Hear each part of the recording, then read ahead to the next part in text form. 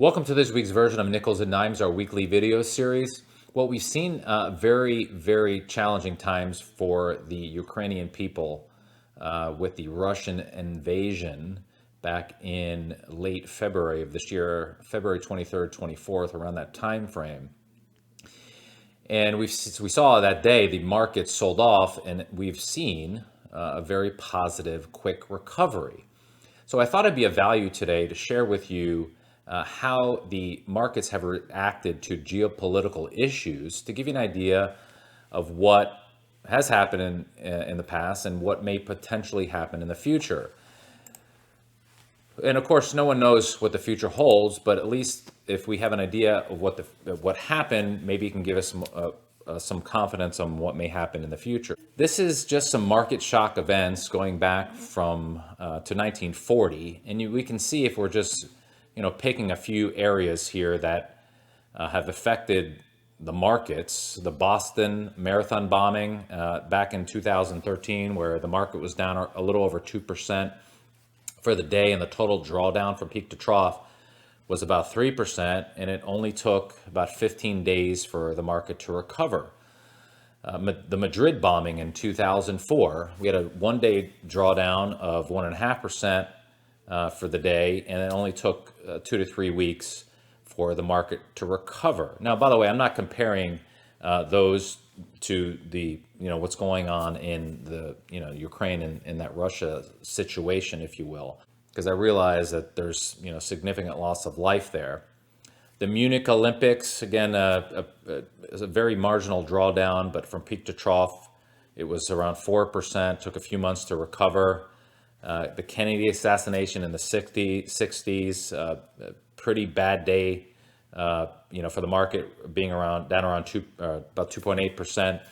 But we had a quick recovery. The Pearl Harbor attack, which is one of the worst days in American history in the early 40s, a one-day drawdown about 4%, and a total drawdown from peak to trough around 20%. And certainly that took quite a lot of time, almost a year, to recover the losses. So again, I'm not saying that the past must equal the future, but if you have an idea of what the markets have tended to do in terms of reaction to the geopolitical issues, the markets tend to be very resilient. And you've seen here, since that February 23rd invasion, if you will, you've seen the markets recover quite nicely, because at the end of the day, we still have to remember what we do have. We still have low relative interest rates. Yes, they've come up quite a bit, but money's still cheap.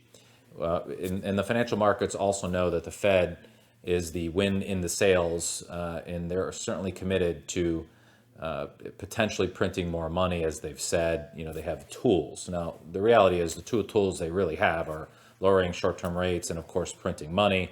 Markets like QE or money printing. So, and again, I know that some of these past events, we didn't have the Fed as committed to keeping markets sustainable and the banking system sustainable as we did in the past. But again, when we could look at the past and give us an idea of what may likely or potentially happen in the future, hopefully give us some confidence to invest money if we have money sitting on the sidelines.